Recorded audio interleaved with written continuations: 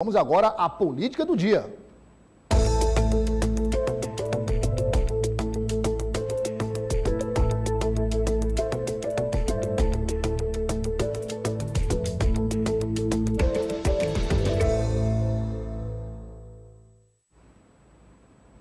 Antes do destaque do nosso time da política, vamos à pesquisa do Instituto de Estimativa. Coloca na tela aí, por favor, as informações. Você tem aí a pesquisa estimulada para governador.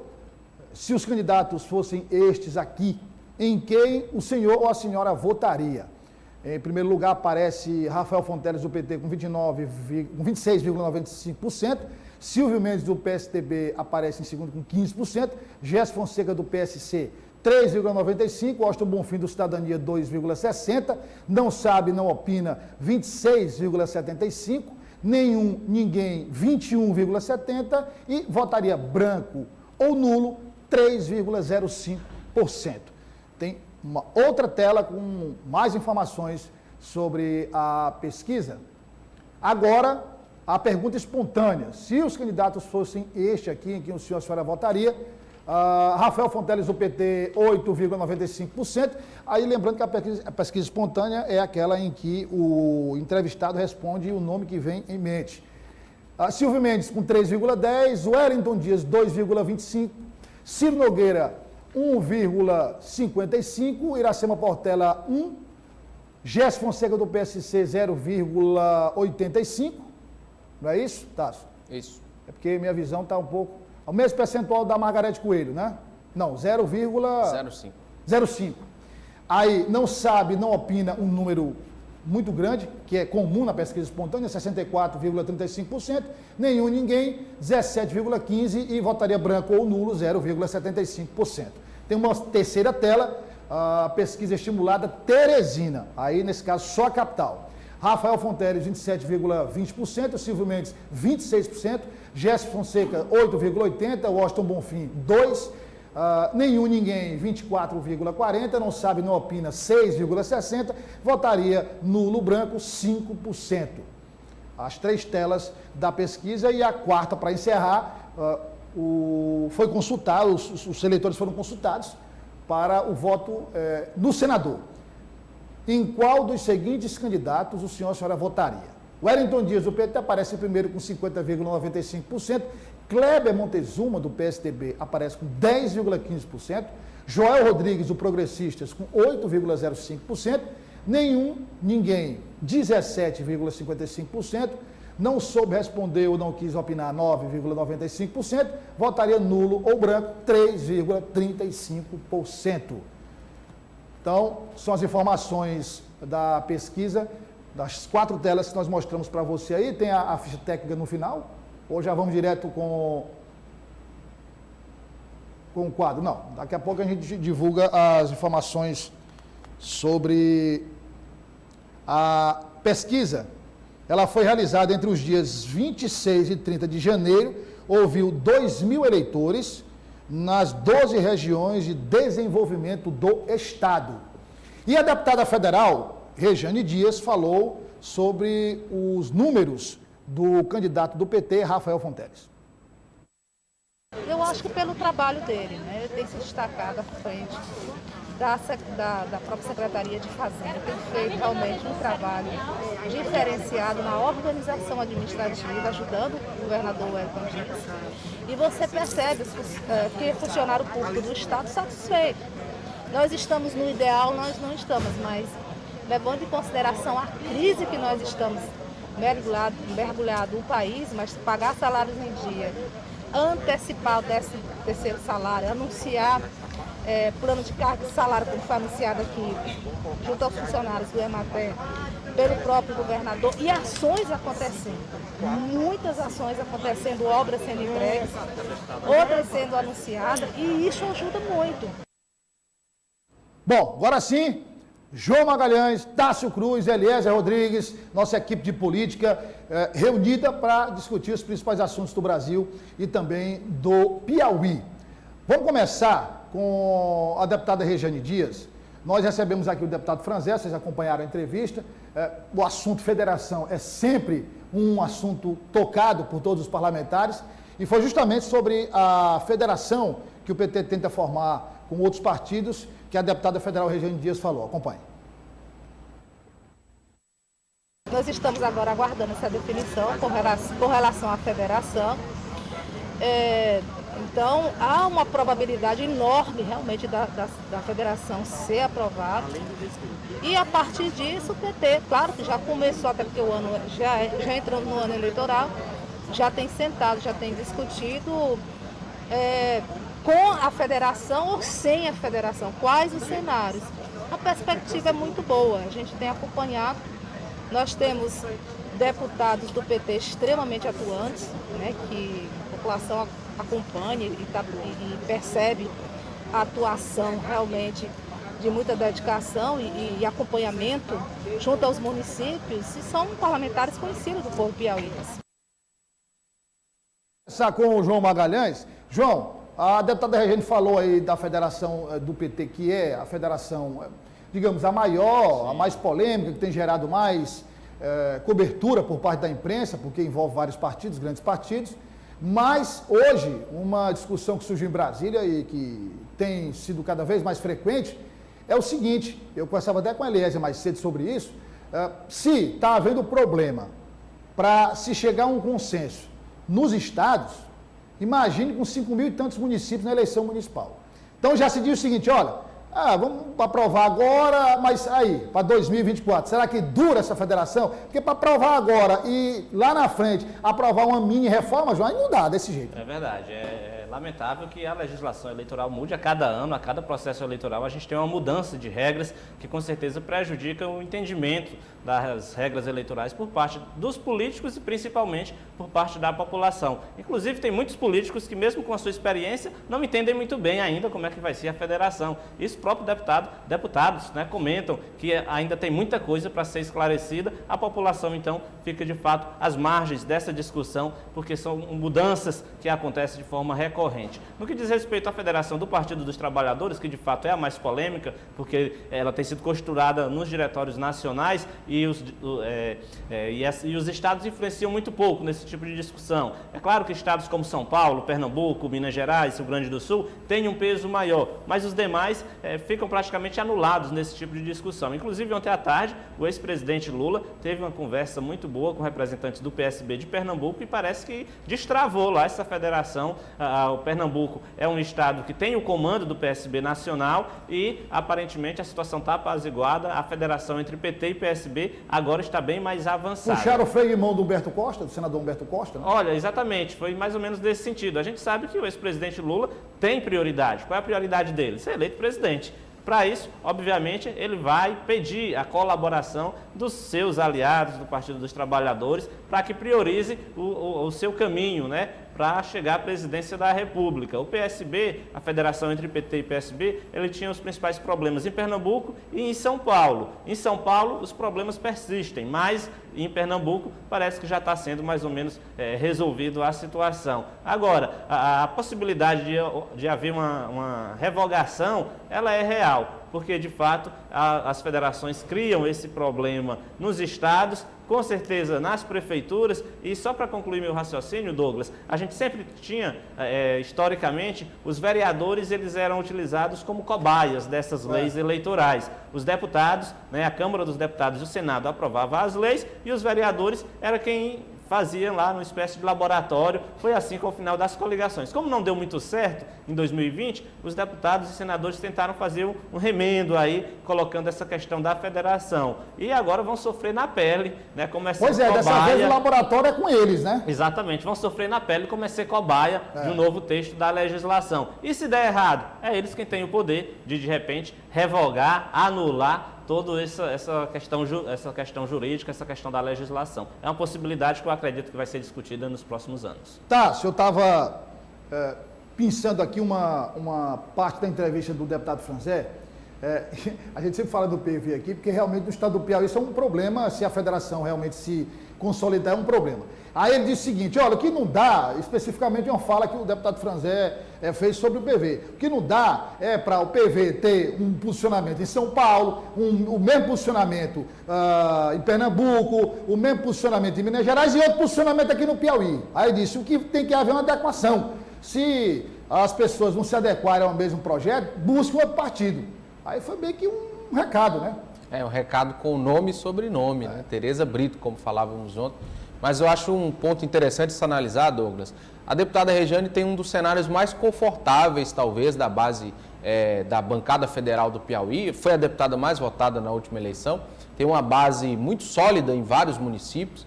E o fato curioso é que com federação ou sem federação, o cenário para ela é bem estável, né? Ela deve estar adiante, né, um pouco à frente dos candidatos do Partido dos Trabalhadores, e a federação mudaria o quê? Traria para essa chapa, que deve ter 11 nomes, né, para federal, o ex-governador Wilson Martins, traria talvez Flávio Nogueira, talvez outros nomes, né, que viriam para essa federação com o Partido dos Trabalhadores, para dar mais corpo a uma chapa que já é forte. Hoje o PT trabalha com a possibilidade de ter até 3 deputados federais, ampliando a sua bancada de 2, ou seja, ficaria aí algo em torno de mais de 400 mil votos, né, é o que se trabalha hoje, e a chegada desses outros políticos dentro dessa federação agregaria, né, valor a essa chapa que já é forte. A dúvida e a dificuldade que se tem hoje é em captar candidaturas femininas, né, obrigatoriamente deve-se ter cerca de 4 mulheres na chapa para deputado federal e a federação teria que agregar também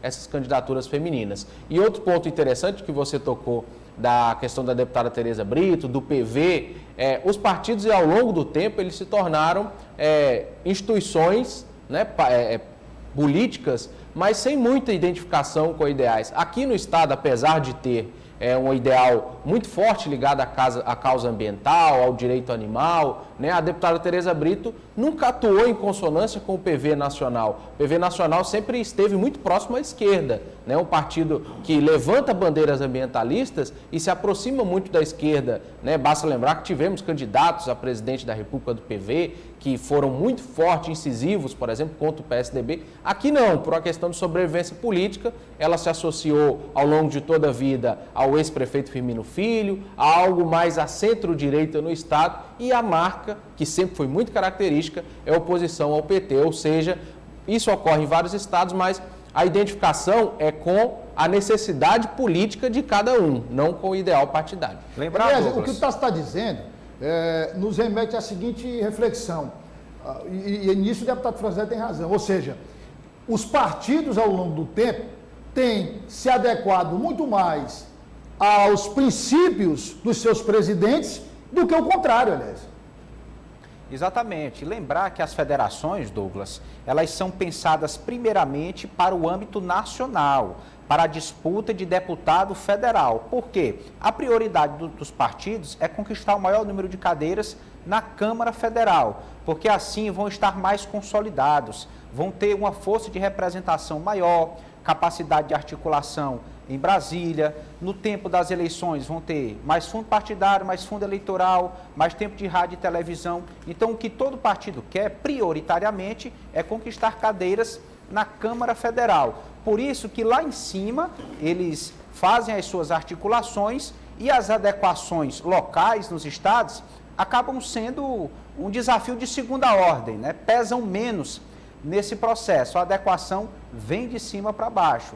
E dizer que, por exemplo, no caso do PT, é um grande partido, aqui no Piauí vai ter que ceder espaço para outras siglas, né? Trabalhava para ter uma chapa própria para deputado estadual e federal, mas com as federações vai ter que ceder espaços, mas essa cessão de espaços é importante para a estratégia majoritária, porque à medida que o governador tem um conjunto de partidos aliados, ele fortalece a candidatura do seu sucessor. Então tem que pensar nesse ponto também, pré-candidaturas proporcionais associadas à estratégia majoritária.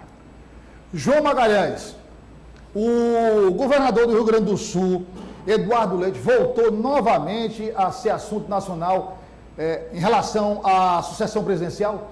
Isso mesmo, Douglas. Eduardo Leite, os nossos telespectadores lembram, ele concorreu nas prévias do PSDB para ser candidato à presidência da República. É anti-Dória, né, João? Exatamente. Foi derrotado por João Dória, apesar de uma margem de votos até pequena, considerada pequena, já que João Dória era o franco favorito, governador do maior estado, e sempre tinha um poder de articulação muito grande lá no PSDB, mas Eduardo Leite despontou aí como uma via alternativa dentro do partido e teve o apoio de vários estados. Agora, ele tinha assumido o desafio de permanecer governador do Rio Grande do Sul até o final do mandato e apoiar a candidatura de João Dória à presidência da República. Mas teve um fato novo nos últimos dias. Qual é esse fato?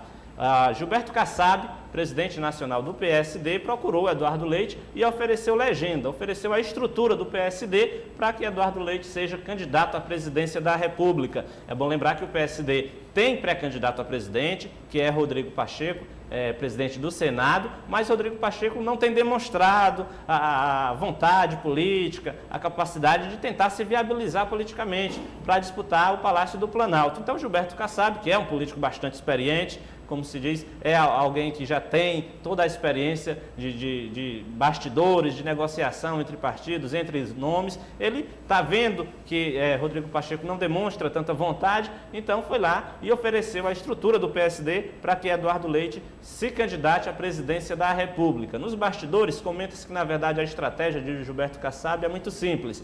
Ele sabe que o PSD precisa ter um candidato a presidente da República para fortalecer as chapas de deputado federal, como disse o Eliezer, é a prioridade para os partidos, porque é o critério, né, de divisão de fundo eleitoral, fundo partidário, tempo de propaganda e representatividade e força no Congresso Nacional. Então, ele sabe da necessidade do partido ter um candidato a presidente da República que puxe essas chapas. E que, em caso de no primeiro turno, o partido não se saia bem nas urnas, no segundo turno ele escolhe para onde ele vai. Ele fica sendo fiel da balança, tendo a capacidade ali de barganhar apoio, de tentar trocar, fazer uma negociação, enfim, de reivindicar espaços em um futuro governo. Então, o que Gilberto Kassab quer é ter um candidato próprio no PSD, não está vendo vontade política de Rodrigo Pacheco em se lançar presidente, foi buscar Eduardo Leite para assumir esse desafio. Eduardo Leite ainda não respondeu, mas disse que é uma proposta interessante, embora no momento a prioridade dele realmente seja permanecer lá no governo do Rio Grande do Sul. Tássio Cruz, governador Wellington Dias falou sobre o MDB, reunião, definições, aquilo que nós comentamos aqui na Política do Dia sobre... porque o vice já está decidido, o presidente Temístocles, mas aí também teve a promessa do governador de ajudar a reforçar a chapa proporcional do MDB, né? Isso mesmo, Douglas. Nós conversamos hoje pela manhã em uma solenidade no Emater com o governador Wellington Dias e ele prometeu ajudar o MDB. Vamos ouvir o que ele disse rapidamente. Os partidos, tá certo? Não só o MDB, mas todos os partidos. Sempre que me procuram, eu me coloco sim como um líder desse time e vou ajudar para que a gente tenha o melhor resultado sim. Tá, obviamente que o governador está correto e se propõe a ajudar todos os partidos da base governista, e vai ajudar, claro, como, por exemplo, o ministro Ciro Nogueira vai ajudar o Progressistas, os candidatos que vão concorrer pela oposição. Agora, cada partido tem seu peso diferente, né? Sem dúvida. E o fato interessante, Douglas, é que pela primeira vez o governador fala publicamente que vai atuar, né, nesse processo de formação das chapas proporcionais. A situação a gente já explicou anteriormente, né? Hoje existem candidatos, né, lideranças que querem ser candidatos pelo Partido dos Trabalhadores, mas hoje é inviável e o caminho dessas lideranças pode ser, sim, o MDB. A gente fazia uma conta rápida aqui antes de entrar no ar, o MDB precisaria, Douglas, de 60 a 70 mil votos a mais do que ele teve no último ano de 2018 para manter a bancada que hoje está na Assembleia. Então é uma meta complicada, é uma meta difícil, apesar de boa parte desses MDBistas estarem muito bem contemplados e terem fortalecido a sua máquina política na Prefeitura de Teresina, onde era oposição na eleição de 2018, agora, mesmo assim, é uma meta difícil e vai precisar aí ampliar uma boa margem de votação para conseguir manter, né? O partido aposta nessas chegadas à candidatura de Jeová Alencar, à candidatura de outras lideranças que chegam até o MDB para tentar atingir essa meta, mas é uma meta ousada e o governador deve atuar dessa forma, direcionando para o MDB algumas lideranças, né, algumas pessoas que fazem parte da base governista e hoje estão fora. Só que existe uma coisa interessante aí, Douglas, porque a questão da suplência, sem a coligação proporcional, muda completamente. Então o MDB usa esse elemento como fator de atração de candidatos. Eu conversei com 2 MDBistas, eles me disseram o seguinte: hoje a chapa do MDB é atrativa porque o Rafael ganhando e o Temístocles como vice, é certeza que nós teremos 1, 2 ou até 3 deputados MDBistas ocupando cargos em secretaria. E com isso abriria espaço para que suplentes do MDB ocupassem cadeiras na Assembleia. Então, além da ajuda do governador, o partido usa esse argumento de competitividade para ocupar cargos no primeiro escalão como uma forma de atrair nomes também para o MDB. Já já a gente volta com o Tássio, que vai tratar de um outro assunto que ele conversou com o governador, porque agora eu vou com o Eliezer, que amanhã, nós falamos agora na base governista, vamos falar agora na oposição. Amanhã vai ser o lançamento oficial da chapa, que a gente já sabe qual é, já divulgou aqui logo no dia seguinte daquela reunião, no outro final de semana, né? Que vai ter Silvio Mendes como candidato a governador, Iracema Portela como candidata a vice, Joel Rodrigues candidato a senador. Mas você começou com o vereador Luiz Sampaio, como é que está a expectativa, Eliezer, da oposição para o lançamento da chapa? Essa foi exatamente a pergunta que eu fiz ao vereador Aloysio Sampaio. Ele trouxe o seu sentimento, o retrato que o momento representa para todo o partido e todo o bloco de oposição. Podemos ouvi-lo. Nós fizemos uma pré-campanha, nós estamos fazendo uma pré-campanha com muito diálogo com a sociedade. Tanto o doutor Silvio como a deputada Iracema mandaram já em vários municípios e vão andar em todos até a campanha oficialmente começar, levando propostas, mostrando as divergências que tem entre a questão da saúde, a questão da segurança, a questão da infraestrutura do Estado e o que foi feito, principalmente quando o doutor Silvio foi prefeito de Teresina, que saiu com uma aprovação muito, muito alta. Então, o clima é de otimismo, o clima é de união, e amanhã nós vamos conhecer de fato quem é nosso candidato ou candidata a governador, pré-candidato, até a homologação dessa chapa nas nossas convenções. Dá para antecipar? Não, eu acredito que qualquer um dos candidatos que serão escolhidos, eles já vão estar unidos e para integrar nesse grupo. Então não vai, eu vejo muita oposição apostando nas divergências que não vai haver. Esse grupo ele é liderado pelo nosso ministro, o senador Ciro Nogueira, e que sempre, de forma harmônica, nunca houve o ruído como a oposição coloca. Então, acredito que amanhã muitos prefeitos devem participar, muitos vereadores, muitas lideranças do interior e da nossa capital, e será uma festa bonita. E nós vamos ter todos os cuidados dos protocolos sanitários para que essas questões também, do momento que nós estamos vivendo, não seja nenhum risco para a sociedade. Inclusive, em relação a protocolo sanitário, eu recebi uma mensagem do doutor Silvio Mendes ressaltando exatamente isso. Ele mandou pelo WhatsApp essa preocupação da oposição, não só no evento de amanhã, mas também em todos os eventos que serão realizados ao longo da campanha. Eliezer, sua avaliação, como é que você, na entrevista, na conversa antes da entrevista, depois, como é que você se diz no interior, uma linguagem muito comum, você pegou no pulso do vereador Luiz Sampaio e sentiu o quê? Bom, Douglas Cordeiro, é um momento importante para o partido. A tendência é que seja o nome do doutor Silvio Mendes, uma liderança com maior expressividade na capital, deve se associar ao nome de Iracema Portela como a mais aceita entre os prefeitos progressistas, especialmente no interior do estado. Há aí essa união de fatores favoráveis ao grupo da oposição. E assim, nós estamos falando de tendências, de sinalizações, de previsões, mas em política é preciso se esperar as formalizações, né? Amanhã vai ser lançada a pré-candidatura, os nomes estão postos e assim, nós sabemos que há um prazo, né, estipulado pela Justiça Eleitoral para o registro de candidaturas. Nós só vamos saber de fato e de direito o nome dos candidatos neste período antes do processo de campanha eleitoral. Mas enfim, vamos trabalhar com essas probabilidades que estão colocadas, admitindo aí o Dr. Silvio Mendes como cabeça de chapa, Iracema como vice e Joel Rodrigues como pré-candidato a senador da República, né? É a proposta do grupo de oposição, unir essas forças para tentar levar suas bandeiras e, principalmente, estimular o sentimento de mudanças, pregar um novo projeto, uma nova forma de administrar um conjunto de propostas para o Piauí. A deputada Tereza Brito volta a ser pauta na política do dia, só que agora com João Magalhães. Isso mesmo, Douglas. A pauta agora é política administrativa, vamos dizer assim, porque a deputada Tereza Brito criticou o relacionamento da Prefeitura de Teresina no que diz respeito a essas parcerias com a APAI, o Hospital São Marcos, enfim, ela conversou com a nossa equipe.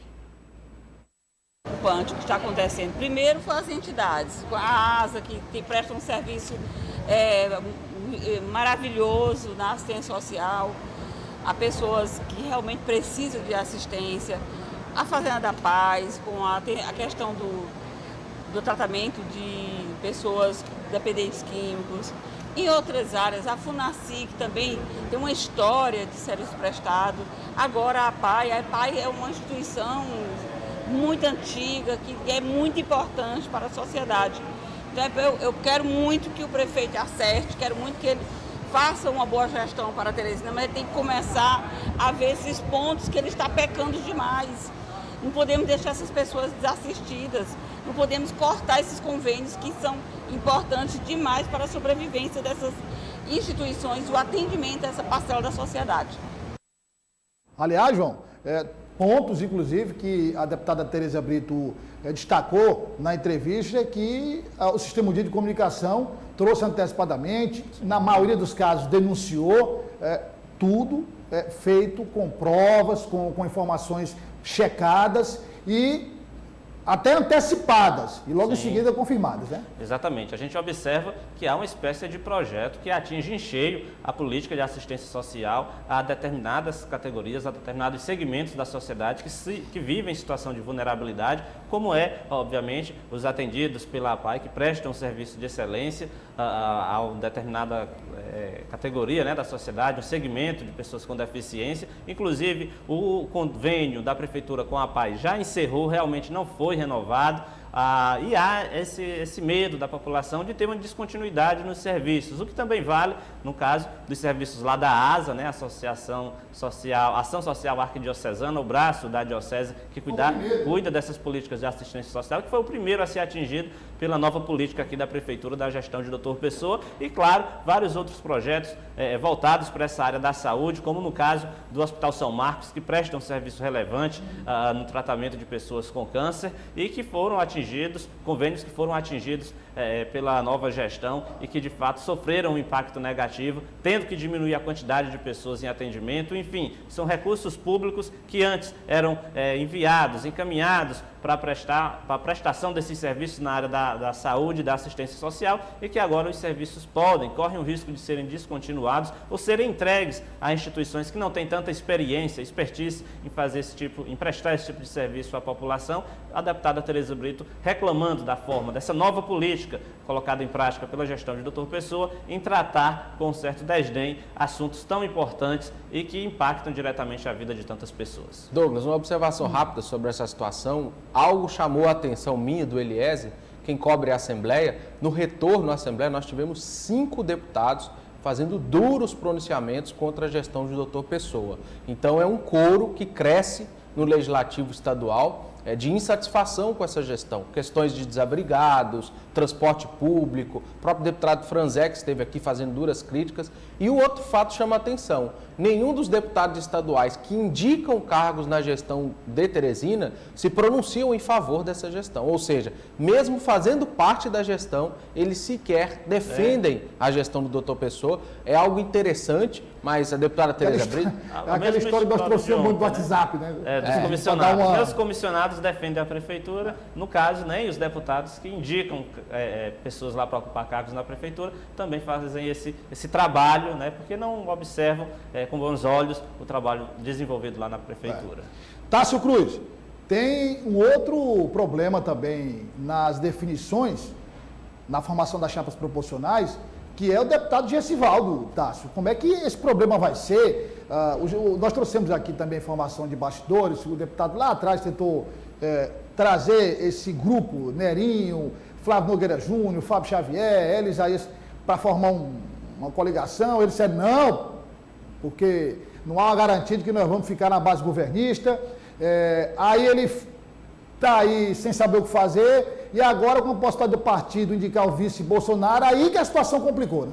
Eu diria que a relação ficaria nada republicana entre o diretório estadual e o nacional. O que a gente sabe, Douglas, de fontes de bastidores, é que o Republicanos é o partido que se cacifa para estar, e em todos os momentos sempre deixou claro que estará ao lado de Bolsonaro em todos os momentos, e pode inclusive indicar o vice. Caso isso aconteça, a situação não vai ficar nada boa, como disse o deputado Gessivaldo Isaías. Apesar de eu não ser o presidente do partido, mas estadual, mas eu tenho algumas diretrizes da Nacional. E dentro dessas diretrizes, as composições estaduais não se comportariam se a Nacional tomasse a sua decisão. Até porque não tem nenhuma vertente dizendo que o vice vai ser do Republicano. Pelo contrário, eu acho que o nosso presidente nacional, pelo menos as conversas que eu tenho tido, né, eu não sei, a nível de Câmara Federal está lá, mas a nível de Presidência da República, isso eu não sei te garantir que eles estão de primeira hora fechados com o Bolsonaro. Tássio, eu diria, você falou de relacionada à republicana, eu diria realmente que isso tem gerado muita dor de cabeça no deputado Gessivaldo, viu? Ele deve estar gastando noites e noites pensando em que rumo vai tomar, né? Ele perdeu a presidência do partido, né? A presidência foi cedida ao deputado Flávio Nogueira, ao grupo político dele, mesmo que ele não tenha tomado posse. Hoje ele não é o presidente do partido, mas fica assim uma situação, uma saia justa, uma situação muito complicada, porque é a mesma situação do PL. Como que você vai compor a chapa com o presidente da República estando ao lado do governador Wellington Dias? Então fica difícil. No Republicanos ainda tem um diferencial, né? Porque a gente sabe que é um partido que tem uma questão ideológica vinculada, inclusive, à igreja evangélica, ao segmento evangélico do eleitorado, e que isso, com certeza, é um ponto a mais a ser debatido e que dificulta, de certa forma, o entrosamento político, vamos dizer assim, do deputado Gessivaldo Isaías, porque o Republicanos tem esse viés de ligação política também com uma igreja evangélica. Eliezer, ainda sobre esse assunto, tem um aspecto que eu queria que você abordasse, que é o seguinte, embora não tenha assumido ainda, mas é o deputado Flávio Nogueira, como disse o Tássio, que dá as cartas, digamos, no Republicanos, mas nunca assumiu. E talvez não assuma, porque se ele for para o PSB, se for para o partido da base governista, talvez não assuma, né? Então, quer dizer, eu reputo a situação do deputado Gessivaldo, em termos de preocupação, de estar nesse instante totalmente desnorteado, porque, na verdade, o que ele quer é ficar na base governista, né? Exatamente. Essas tendências nacionais que, às vezes, conflituam com interesses estaduais, geram esse tipo de situação. Nós não temos dúvidas, por exemplo, que o deputado Flávio Nogueira Júnior e o deputado federal Flávio Nogueira querem permanecer aliados ao governador Wellington Dias. É lembrar que eles têm o controle da pasta da Secretaria do Turismo, ou seja, são aliados próximos e assim querem permanecer. Em entrevistas anteriores, o deputado Flávio Nogueira Júnior chegou a me afirmar que se for para conquistar o quociente eleitoral sozinho, assim ele vai tentar fazer, mas desde que permanecendo na base do governador Wellington Dias, né? Zero possibilidade de ir para um grupo de oposição. Já o deputado Gessivaldo tem essa identidade maior com o Republicanos a nível nacional é alinhado com o presidente, ele vai precisar acertar os passos, porque nós sabemos que não dá para dissociar. O pacote é fechado e é completo. Eleição estadual com candidatos a governador e eleição nacional com um determinado candidato à presidência. É preciso aí uma articulação para garantir um mínimo de coerência nesse processo. Olha, embora não seja política, mas é um assunto que é muito importante, principalmente pelo momento que nós vivemos, que é o avanço dos casos de Covid-19. Nós tivemos o primeiro decreto, que foi o decreto do governador, o Wellington Dias, e depois o decreto da prefeitura, foi inclusive divulgado na tarde de ontem. E vários decretos que já foram publicados em municípios do Piauí, como Floriano, que foi o primeiro a suspender as aulas, decretos que seguem o que está no decreto estadual e tratam de particularidades de cada município. Mas, em função dessa alta no número de casos, nas últimas 24 horas tivemos inclusive 14 mortes, o governador Wellington Dias estuda a possibilidade, juntamente com o COI, de adotar medidas mais rígidas para frear o avanço dos casos. Nas medidas para limitar a movimentação de pessoas, nós estamos adotando uma regra na Secretaria Estadual de Educação de adiar o início das aulas na rede estadual do próximo dia 7 de fevereiro para o dia 3 de março. É uma medida que eu sei que não agrada, mas ela é necessária. Ao mesmo tempo, no decreto, estamos recomendando para que municípios, governo federal, na sua rede de educação e também nas escolas privadas, possamos trabalhar ou virtual ou com o adiamento do início das aulas na mesma linha do Estado. E, com isso, salvar vidas. Bom, começando com o João, é fato que essa questão do adiamento das aulas me parece ser um ponto que é comum, todos os gestores concordam com isso. E aí, me permitam rapidamente só dizer o seguinte, eu concordo com esse adiamento por 15 dias, porque qual é a previsão? A previsão é que esse número de casos começa a cair até o final de fevereiro, né? Começando lá para o final de fevereiro começa a cair, porque a Ômicron é uma variante que sobe rápido e que cai rápido também, basta ver o histórico de outros países, Europa, África, onde surgiu a Ômicron. Então, se você pode adiar, tirando 15 dias do mês de julho, você adia agora é melhor do que gerar, João, uma grande quantidade de casos, um surto em crianças, adolescentes e adultos, podendo adiar por 2 semanas apenas, né? Com certeza, é uma medida natural, inclusive porque a gente sabe que a vacinação em crianças ainda não atingiu um alto número, né, uma alta porcentagem dessa população, além, claro, das crianças, né, abaixo de 5 anos, que ainda não têm uma autorização para serem vacinadas. Então é uma medida importante que com certeza garante a saúde das crianças e, claro, ajuda todo o sistema, porque a gente tem observado, principalmente desde o início da pandemia, que há um risco, né, de que a superlotação dos hospitais é uma realidade que a gente não quer enfrentar em momento algum, principalmente agora no que aparentemente se aproxima uma espécie de reta final, né? Como você disse, a gente, pelo histórico dos outros países, a pandemia, com essa nova variante, ela aumenta muito rápido o número de novos casos, de infecções, mas também quando ela cai de forma bastante rápida. Isso não deixa de ser uma porta da esperança, né, para a sociedade que há cerca de 2 anos vem enfrentando a pandemia. Bom, o tempo está estourado, mas eu dou um minuto aí para o Tássio e para o Eliezer. Tássio, você concorda também com essas medidas que foram anunciadas pelo governador? Concordo, e o governador falava algo interessante. Não só nas salas de aula, o problema é que esses adolescentes vão andar de ônibus, essas crianças vão ir para a escola de ônibus, circular pela cidade, e esse é o risco. Dentro da sala tem como controlar, o problema é fora da sala de aula, e o governador falava que pode sim adotar medidas mais duras, mais rígidas. Ele disse que só não tem como cancelar o carnaval porque é um feriado nacional, porque se tivesse, o governo tentaria cancelar esse feriado aí. Eliezer. Importante a previsão dos especialistas do COI é que haja um pico da doença, mas na sequência uma estabilização e queda no número de casos, e para se prevenir durante esse período, as medidas preventivas são necessárias. Não devemos encarar como algo para restringir liberdades ou para insatisfazer determinadas categorias. É preciso pensar no bem maior, na saúde da coletividade. É melhor tratar desse problema agora do que conviver com mais casos e mais mortes. Ninguém quer um ano tão difícil como foi o primeiro ano da pandemia.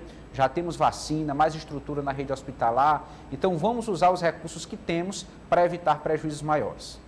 Obrigado, meus amigos. Até segunda-feira. Um bom final de semana a todos. E na segunda a gente retorna com a política do dia.